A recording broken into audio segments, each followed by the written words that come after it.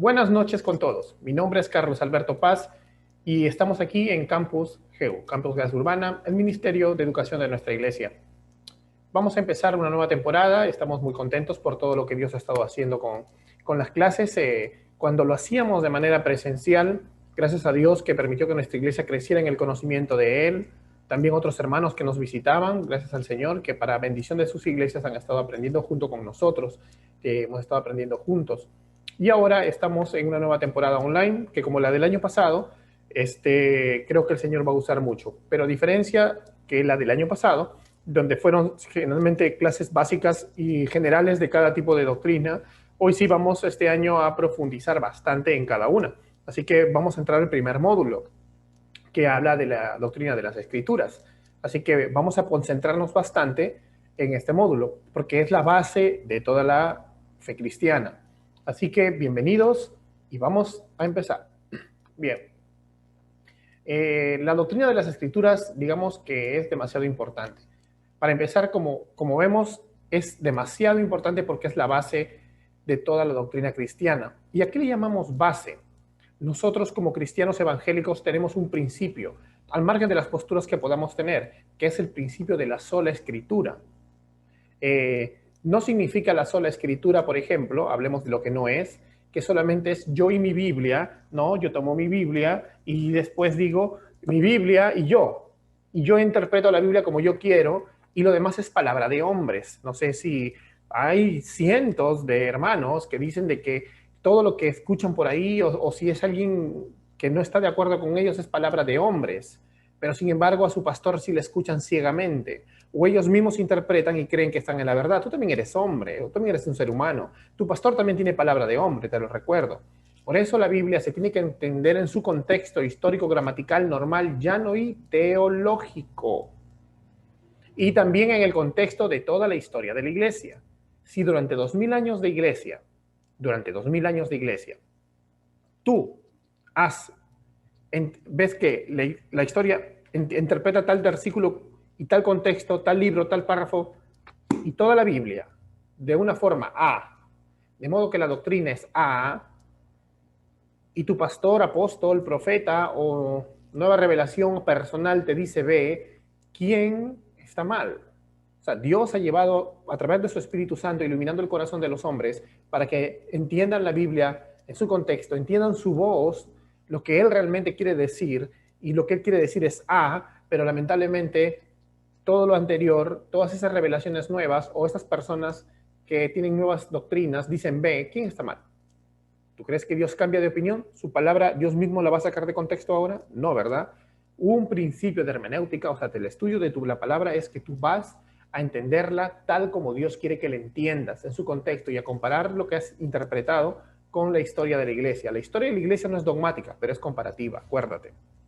Bien, entonces la Biblia es la base de toda doctrina cristiana, porque una vez que entendemos que la palabra es suficiente, una vez que entendemos que la palabra es inerrante, porque la palabra no tiene errores, la palabra dice que es intachable es tu palabra, dice el Antiguo Testamento, significa que no tiene tachas. En los originales, en la inspiración original de este libro, no hay errores. Por tanto, la palabra es sin tacha, o sea, sin error, es inerrante. Algunos dicen sí, pero la declaración de inerrancia fue recién en el siglo XX. Puede ser que los cristianos se hayan unido en esta declaración de inerrancia debido a qué? Debido más bien es una reacción a que se está levantando hasta ahora un movimiento que se llama el liberalismo teológico o modernismo, que tiene varios brazos, ¿no? Como la teología de la liberación y otros, que en realidad lo que están haciendo es tratar de decir que la Biblia tiene errores o tratando de reinterpretar la Biblia ya no, como te repito, en su contexto histórico, gramatical, normal, ya no teológico, sino en el contexto de la cosmovisión de cada colectivo, de cada cultura. O sea, cada uno se está inventando su historia de la redención. Y eso no está bien. Dios nos ha dicho A. Tú no tienes derecho a decir, no, pero yo creo B mejor, y lo voy a arreglar la Biblia, como si fuera una centuria de Nostradamus, lo voy a adecuar a mi criterio. Eso no es hacer una teología que proviene de Dios, sino de tu corazón engañoso. Ahora, entonces, sabiendo que es inerrante, que es infalible, vemos que es suficiente, porque si algo ya es infalible e inerrante, no necesito más. La Biblia es suficiente para toda doctrina, fe y práctica de vida.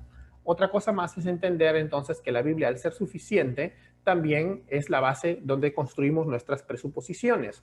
Es decir, si nosotros vamos a pensar bíblicamente, si nosotros vamos a actuar bíblicamente, y si nosotros vamos a creer es conforme a las Escrituras, bíblicamente. Por tanto, mis hechos se construyen sobre la base de la Biblia, mi fe se construye sobre la base de la Biblia y mis acciones y todo lo que yo pienso, mi pensamiento no parte de la razón autónoma. Mi pensamiento no parte de las evidencias que yo veo en la creación. Hoy vamos a hablar de eso, de la revelación general. No, mi pensamiento parte de la revelación especial de las Escrituras. Por lo tanto, es la máxima autoridad objetiva para el creyente. ¿Por qué? Porque en el objeto está de donde yo parto. Dios es real y su palabra es su voz. Por tanto, yo parto de las Escrituras. No parto de lo que a mí me parece, de lo que yo crea, de lo que yo piense, o de lo que diga la Constitución Política del Perú, o lo que diga la Constitución Política de Suiza, o de lo que diga la Organización Mundial de la Salud o la ONU. No me importa. Yo parto de acá. Si lo que ellos dicen concuerda con las Escrituras, gloria a Dios. Pero si lo que ellos dicen no concuerda con la voluntad y la palabra del Señor, no tengo por qué obedecerlo. Yo soy una persona libre en Cristo para obedecer a mi Rey, al único Rey verdadero que es el Señor Jesucristo, nuestro Creador, nuestro Señor. Bien, entonces la Biblia siempre ha estado bajo constantes ataques, hermanos. La Biblia siempre ha estado bajo amenazas de duda. Satanás se ha metido, incluso la misma iglesia ahora, a decirles justamente lo que le digo, ¿no? Como la serpiente en Génesis le dijo a la mujer, con que Dios os ha dicho, ¿no? Entonces, eso pasa generalmente cuando el modernismo teológico en este tiempo se intenta meter a la iglesia, ¿no? Y te digo este ejemplo porque es muy fácil detectar cuando alguien fuera de la iglesia, si tú eres un cristiano maduro o no, pero tienes tu fe, te das cuenta cuando alguien fuera de Cristo te quiere negar a Dios, te dice, no, yo no creo en la Biblia, te documentas y le puedes demostrar que la Biblia es un libro histórico y muy bien, hay muchas evidencias con las cuales podemos defenderla. Hay más pruebas de la existencia de Jesús, de Alejandro Magno, sin embargo no quieren creer en algunos en Jesús porque simplemente no quieren. El problema no es que Jesús no haya existido, el problema es su corazón, que por más pruebas que les pongas, ellos no quieren.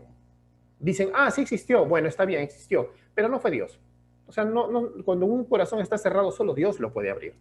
Bien, entonces está siempre constantemente atacada. Cuando viene un modernista y te dice, creemos que la Biblia tiene algunos errores, ya está entrando al terreno de la desmitologización de las Escrituras. Lo que quieren es desmitologizar para que la razón humana o para que alguna agenda política progre actual sea la que se sobreponga por sobre la Biblia. Entonces tú ya no puedes construir sobre la Biblia porque poco a poco le están quitando la máxima autoridad objetiva y le están cambiando la autoridad al sujeto del estudio, no al objeto que se estudia, sino al sujeto que estudia, o sea, tú y tu corazón engañoso, o un colectivo y su corazón y sus perversos deseos. Y eso es lo que comienzan a cambiar en las Escrituras. Entonces debemos entender que lamentablemente la Biblia no está hecha para que nosotros entendamos las cosas como nos da la gana. Bien. Vamos a ver varios aspectos entonces en esta doctrina de las Escrituras. Y lo que vamos a estudiar hoy día es la doctrina de la revelación. La doctrina de la revelación de las Escrituras. La doctrina de cómo Dios se ha revelado a nosotros. Cómo Dios ha decidido mostrarse a nosotros. Después seguiremos con otra clase que se llama la doctrina de la inspiración.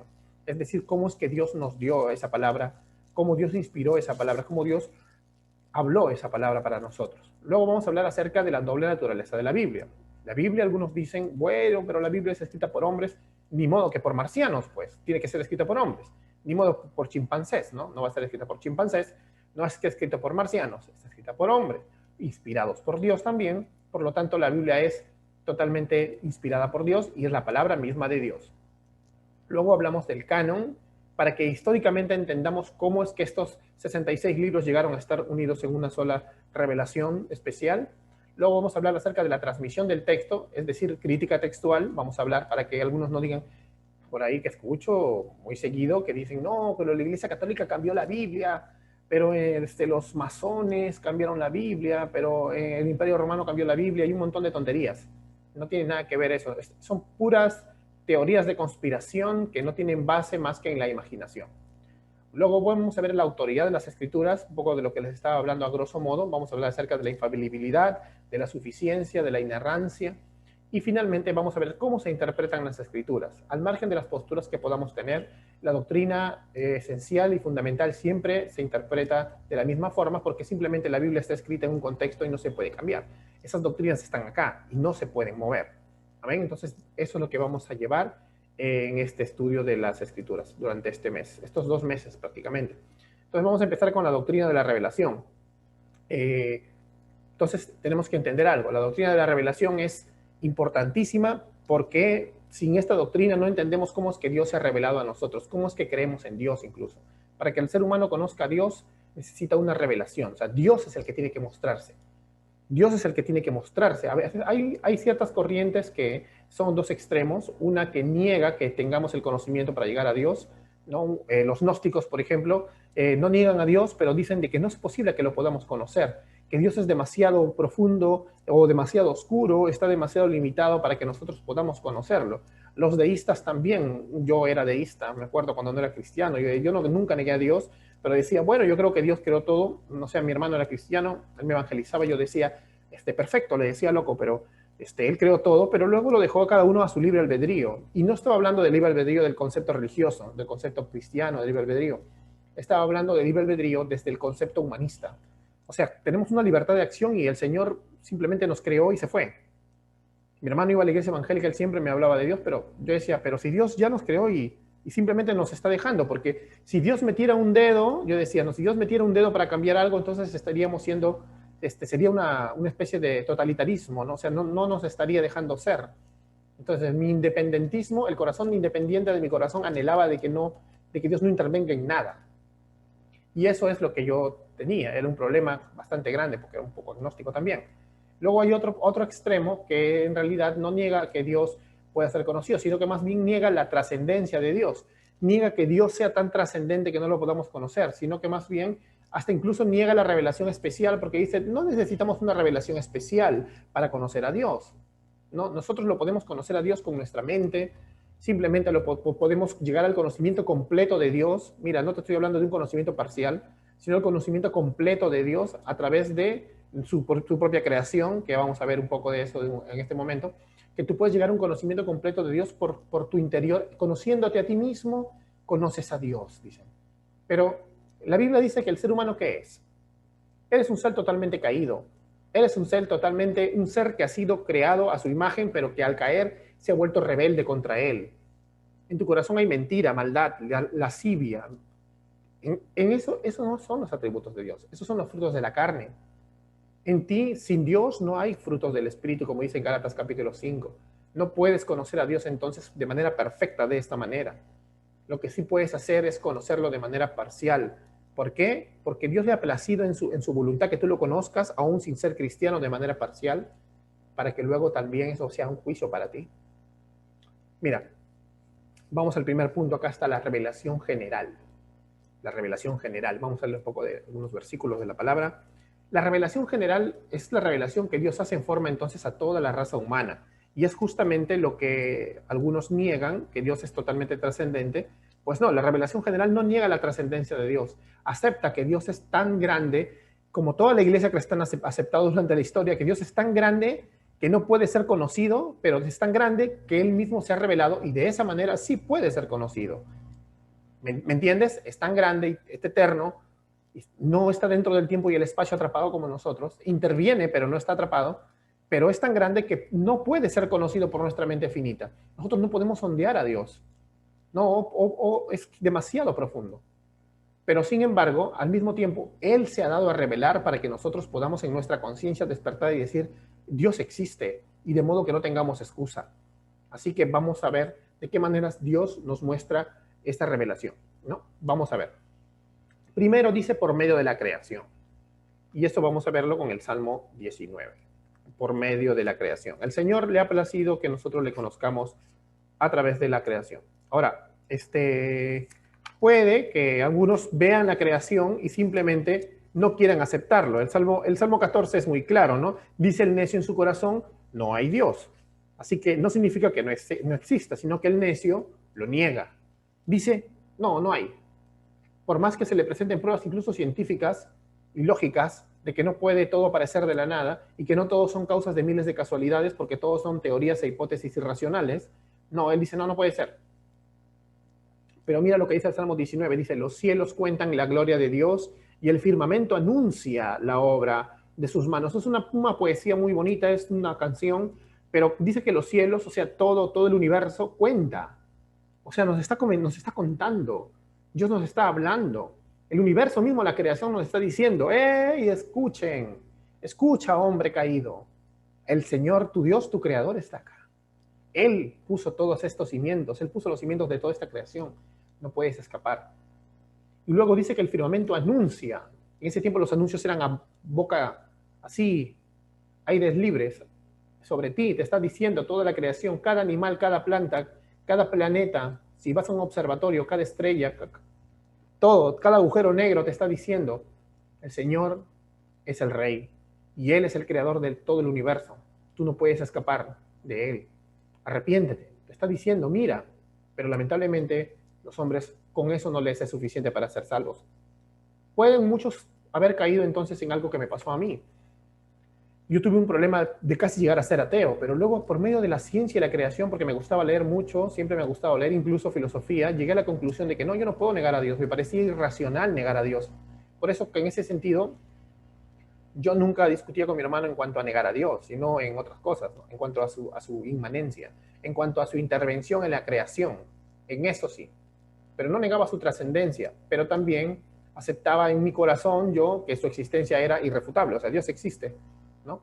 Bien, vamos a Romanos capítulo 1, verso 18 y al 20. Vamos al Nuevo Testamento, que dice la palabra de Dios. Entonces vemos que los cielos nos proclaman la gloria de Dios y no hay forma de que tú lo puedas negar. Ahora, no hay forma de que tú lo puedas negar en el sentido de que de hacerlo puedes, en el sentido de que puedes decir no existe, pero significa que eres un necio. Mira lo que dice Romanos capítulo 1, dice, porque la ira de Dios se revela desde el cielo contra toda impiedad e injusticia de los hombres que detienen con injusticia la verdad, porque lo que de Dios se conoce les es manifiesto, pues Dios se los manifestó, porque todas las cosas invisibles de Él, su eterno poder y deidad, se hacen claramente visibles desde la creación del mundo, siendo entendida por medio de las cosas hechas, de modo que no tienen excusa. Esto es una condena de muerte total para gran parte de la humanidad. Si te estás dando cuenta que está hablando de ciencia, la ciencia que es el explorar todo el universo, ¿no? La creación. Mientras más ha avanzado la ciencia humana, en lugar de aceptar más la creación de Dios, aceptar más la existencia de Dios, lo busca negar. Una cosa irracional. Hasta se han inventado un montón de cosas. Da pena que teniendo gente con tantos lauros académicos no puedan aceptar a Dios. Es totalmente irracional que entendamos que, o sea, mientras más ramas de la ciencia se desarrollan y comienzan a evolucionar porque Dios lo ha permitido, no pueden ver a Dios. Aparecen hombres que se cierran más ante la realidad de la existencia de Dios.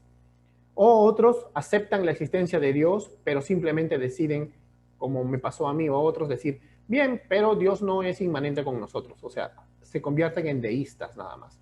No en teístas, con T. Teístas es todo aquel que cree en un Dios que interviene en la humanidad. No solamente los cristianos, ¿eh? Puede ser un musulmán, puede ser una persona que cree en la religión, cualquier religión abrámica o cualquier otra religión, pero que cree que Dios interviene dentro del orden del tiempo y el espacio. Y los deístas creen que Dios no tiene nada que ver. Dios solamente es trascendente y no es inmanente, no ingresa a la creación para nada. Bien, acá dice que lo que de Dios se conoce, o sea, todos conocemos a Dios, nos es manifiesto porque Dios se manifestó. Entonces, es cierto, Dios es tan grande, tan eterno que no lo podemos conocer, pero Dios se nos manifiesta. Al no poder conocerlo, Dios nos habla a la conciencia. Y eso es lo que vamos a ver en el Romanos capítulo 2, verso 15. Ahí nada más dice el verso 15 en el capítulo 2, mostrando la obra de la ley escrita en sus corazones, dando testimonio su conciencia y acusándoles o defendiéndoles sus razonamientos. Por medio de la conciencia humana, también el Señor nos habla. Por ejemplo, te pongo un ejemplo, un inca, antes de Hatun Tupac, incluso, no sé, Yaguarhuaca. Yaguarhuaca era un inca bastante lejano al tiempo de la conquista o al tiempo en que, digamos, como dicen las crónicas de Cristóbal de Molina, la aristocracia volviera a recuperar un poco la conciencia del culto a Huiracocha, que es un equivalente a Adonai, o sea, de que hay un creador monoteísta.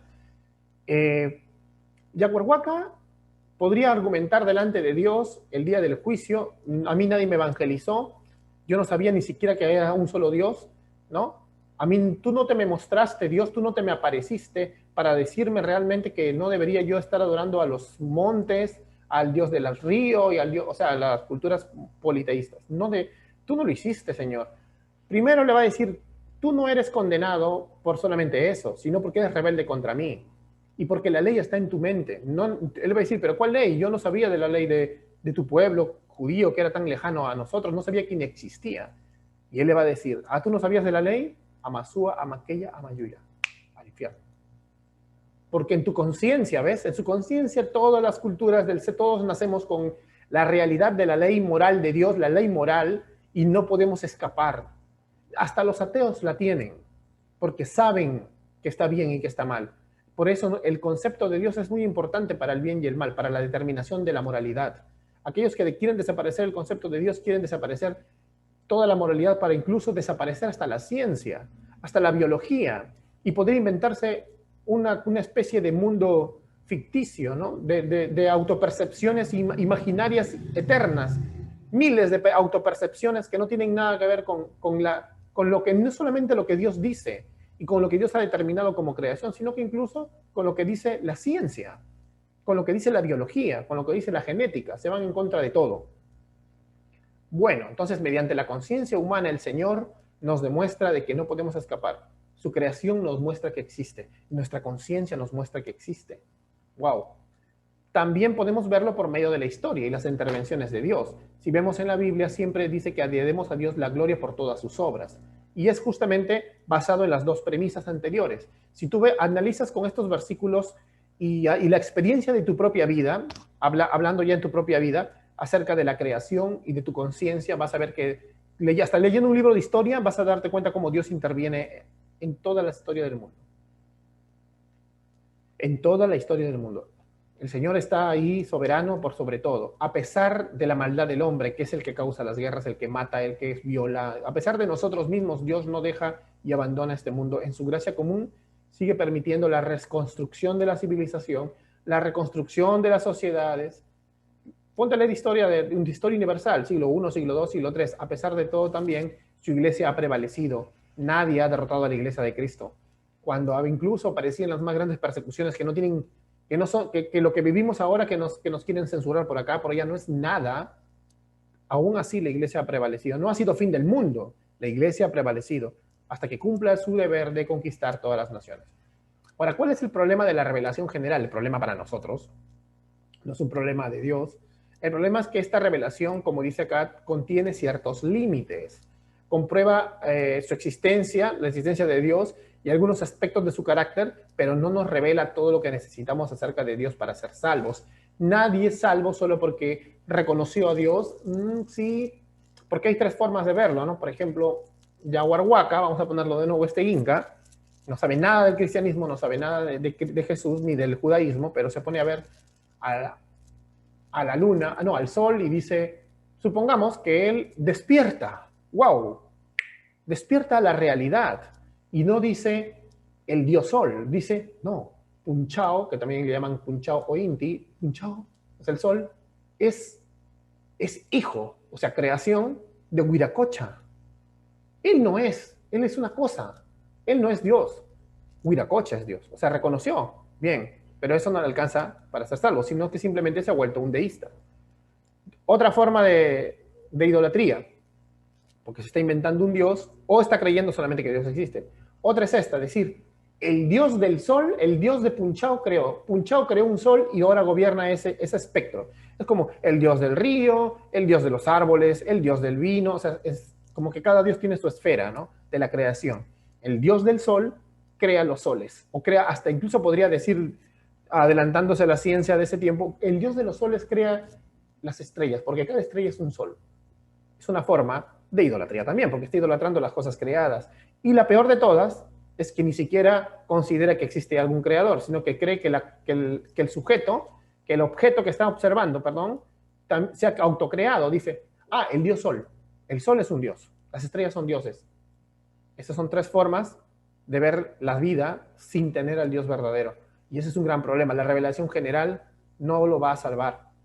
Entonces hay que entenderlo de esa forma. Así entendiera de que hay un Dios creador, la revelación general no lo va a salvar. Bien, vamos a pasar entonces a lo que sí nos puede salvar. La revelación especial. Y esta es la revelación que tenemos en la Biblia. Amén. El Señor ha inspirado 66 libros en la Biblia, aproximadamente con 40 autores, para que escriban su voz misma. Entonces, la Biblia nos muestra realmente la voluntad de Dios y nos lleva hacia el camino a la salvación. Contiene un récord de la revelación de Dios a través de las edades, culminando con la revelación perfecta y conclusa en la persona de Jesucristo. Cristo es, digamos, el hilo. Jesús es el hilo que ata desde Génesis a Apocalipsis. Los lentes con los que tienes que estudiar la Biblia. Tú no puedes estudiar la Biblia, mira, te lo digo, tú no puedes estudiar la Biblia sin Cristo, sino lo único que te vas a imaginar son un plan para la nación de Israel, te vas a convertir en un judaizante, vas a pensar que son reglas solo para cumplir y te vas a olvidar de que toda la Biblia habla acerca de Jesús. Toda la Biblia habla acerca de Jesús. Vamos a Hebreos. Dice el capítulo 1, versos del 1 al 2, dice: Dios, habiendo hablado muchas veces y de muchas maneras en otro tiempo a los padres por los profetas, en estos postreros días nos ha hablado por el Hijo, a quien constituyó heredero de todo y por quien asimismo hizo el universo. Wow, acá es bien importante entender. Mira, en el original no dice por el Hijo, dice por Hijo. Es como cuando, no solamente es como si él fuera un idioma, ¿no? Por ejemplo, tú hablas, Dios nos habló en inglés. No, Dios nos habló en Hijo, algo así. Dios nos habló en Cristo. O sea, Cristo es la culminación de todas las promesas. Cristo es el hijo de la mujer que vendría a pisarle la cabeza a la serpiente. Es el descendiente perfecto. Es el Mesías prometido. Cristo mismo y su cuerpo, que somos nosotros, es el templo. Cristo es el verdadero templo. Cristo es el verdadero profeta. Es la culminación de todas las profecías. Cristo es el verdadero profeta. No es uno más de los profetas, como dice el Islam. Él es la revelación verdadera, o sea, la profecía completa, la profecía total. Todo culmina en Él. Él es el cenit, Él es la punta, Él es la conclusión, el verdadero profeta. Él, a diferencia de los sacerdotes, como dice el mismo del libro de los Hebreos, que fallecían o tenían que purificarse a sí mismos antes de interceder y hacer el sacrificio, Él mismo es el verdadero sacerdote. Él no tiene mancha, Él no tiene que purificarse más porque Él es el Dios puro y santo. Es la segunda persona de la Santísima Trinidad. Entonces, Él es el verdadero profeta. Él es el verdadero sacerdote. Y también Él es el verdadero sacrificio. Él es el verdadero cordero, mencionado desde el Antiguo Testamento, el Nuevo y Apocalipsis. Él es el que da su vida por nosotros en Isaías 53. Él es el cordero al cual el Padre le place quebrantarlo, o sea, sacrificarlo. Y le place no porque Él sea un asesino cósmico que se divierte de la maldad o del sacrificio de alguien, sino de que Él es el cordero que el Padre dice luego, ¿no? Desagradable, con aroma fragante su sacrificio. Él dice, consumado es, dice Cristo, y el Padre dice, ok, me agrada, todo está pagado ya, hijo. Porque amamos a este mundo, hemos pagado todo. Eso significa. Él es el verdadero cordero. ¿Te das cuenta? Él es el verdadero cordero pascual. Él es la sangre que se ponía en los dinteles de los marcos de las puertas para que el ángel destructor no destruya a los primogénitos de Israel. Él es la sangre que nos cubre. Entonces, si tú entiendes el Antiguo Testamento así, de una manera cristocéntrica, te vas a dar cuenta que toda la Biblia habla acerca de Cristo y que Él es el centro de toda la revelación y que tú no necesitas ultraliteralizar algunas historias para darle un plan a la nación de Israel que no existe, porque el único plan para la nación de Israel es para el Israel de Dios, que es la iglesia.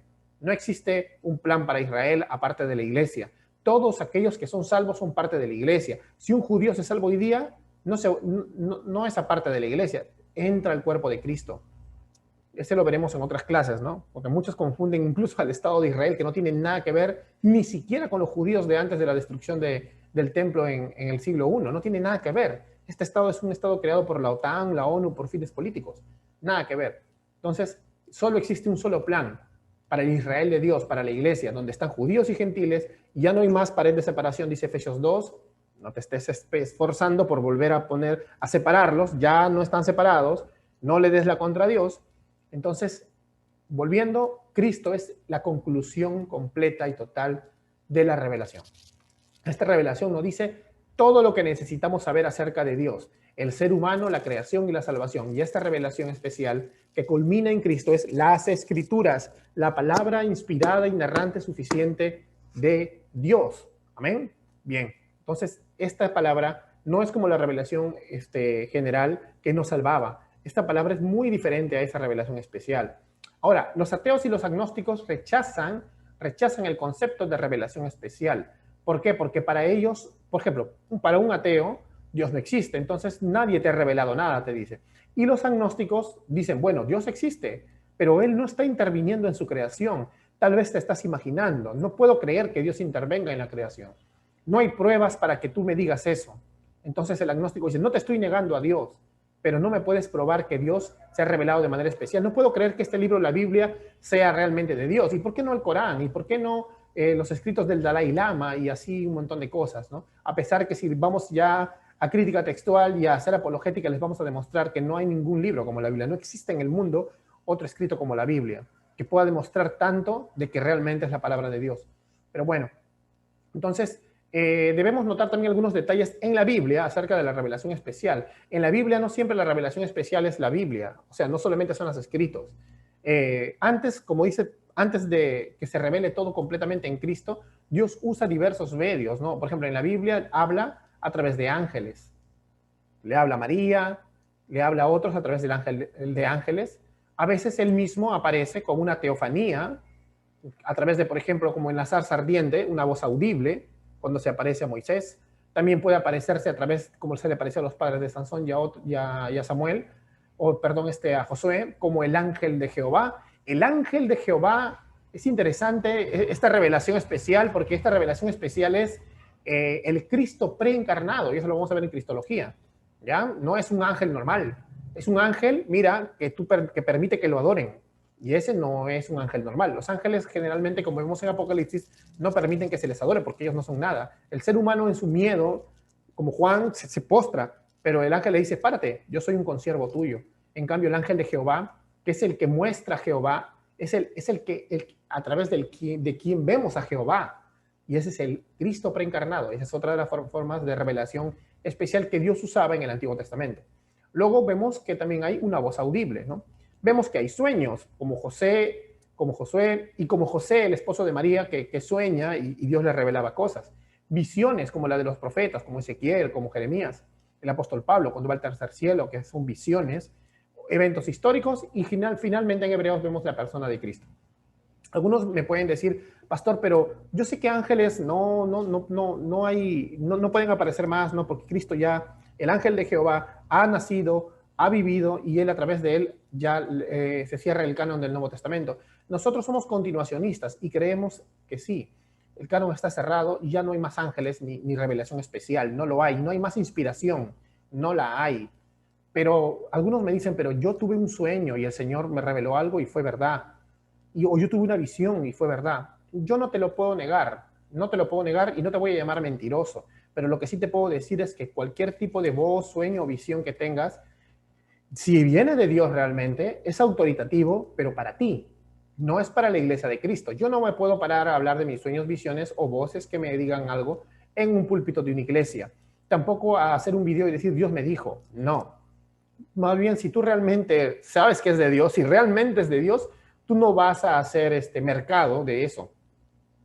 Generalmente los que hablan de sueños, visiones y voces audibles en YouTube o hablan de esas cosas así, vendiendo, te hablo del sentido no de testimonio, sino como hablando de parte de Dios por eso, incluso en los púlpitos de las iglesias son charlatanes, porque están utilizando parte de cómo Dios podría revelarse de una manera que luego los incrédulos no nos van a creer. ¿Por qué? Porque están utilizándolo para el mal. Así que generalmente un hombre o mujer de Dios que realmente ha recibido un sueño, digamos como le decían a los puritanos, una iluminación de parte de Dios, no andan diciéndolo a todo el mundo. Si Dios pone algo en mi corazón para decirle a un hermano, se lo digo a él, no lo digo del púlpito. Dios me dijo que no sé cuánto. No. Nunca, jamás.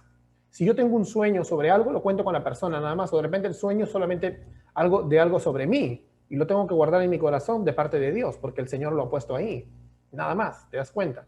No tenemos que utilizar la revelación especial de Dios, que puede ser individual, digamos, para hacerla autoritativa por la iglesia. La única revelación especial, autoritativa, suficiente, pues no necesitamos ya más ni los sueños ni las visiones, es la Biblia. Del púlpito se predica la palabra inerrante e infalible de Dios y nada más. Cualquier persona que te venga con otras cosas, de repente está mintiendo. Puede ser un presunto mentiroso. Y otros son abiertos e intencionales mentirosos. Así que hay que tener mucho cuidado con esas cosas. Debemos desaparecer de los púlpitos de las iglesias. El yo soñé, el tuve una visión, el Dios me dijo en el oído. Y no significa que Dios no lo haga. Puedes ver muchos artículos acerca de cosas que le pasaron a hombres hasta como Charles Spurgeon o a Hudson Taylor, cómo Dios le habló al oído, cosas así, y nunca más lo hizo. Solamente le pasó una vez y se cumplió. Pero no significa de que ellos eran como una especie de brujos de Doctor Strange que tenían visiones, sueños, paraban así. No, no, no. Eso de ahí más parecen brujos que cristianos, porque esto no está en la Biblia y tampoco no está en la historia de la iglesia. Así que mucho cuidado con esas cosas. Bien, para terminar entonces en esta revelación, en la revelación especial, en la palabra de Dios en la Biblia, intervienen el Antiguo Testamento, o sea, los profetas, Cristo, que es revelado en los evangelios, y los apóstoles del Nuevo Testamento. Efesios capítulo 2, verso 20 dice que nosotros estamos fundamentados como iglesia, hemos construido la iglesia sobre la base de los apóstoles y los profetas.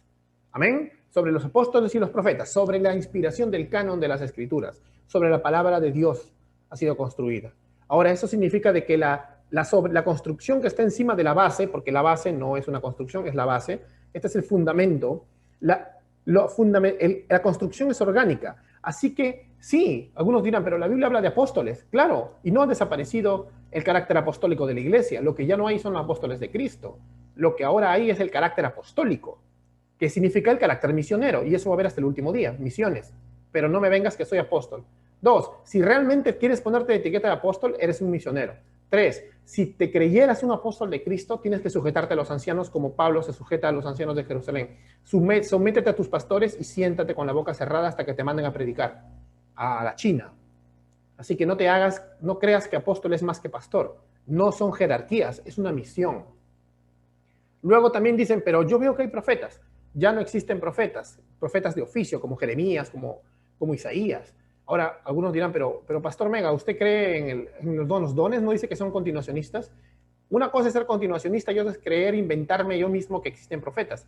Yo creo en el don profético, en el don de profecía. Es decir, en realidad no es una adivinación gitana, como te digo, sino que creemos en el elemento profético. Yo debo orar para que Dios me enseñe kilómetros de kilómetros más y hasta me hable lo que no pude ver yo en mi estudio bíblico de lo que ya está acá en la Biblia, para poder predicar, o sea, profetizar con todo su poder y que Dios me use poderosamente cada vez que predico. Eso es lo que yo creo, no que Dios me va a avisar nuevas cosas. Y si Dios por ahí lo permite, como creo que hasta algunos pastores conocidos de acá hay testimonios como Pablo Watcher, ver alguna cosa sobrenatural, no lo vas a ver a él nunca que lo ha dicho en el púlpito, ¿verdad?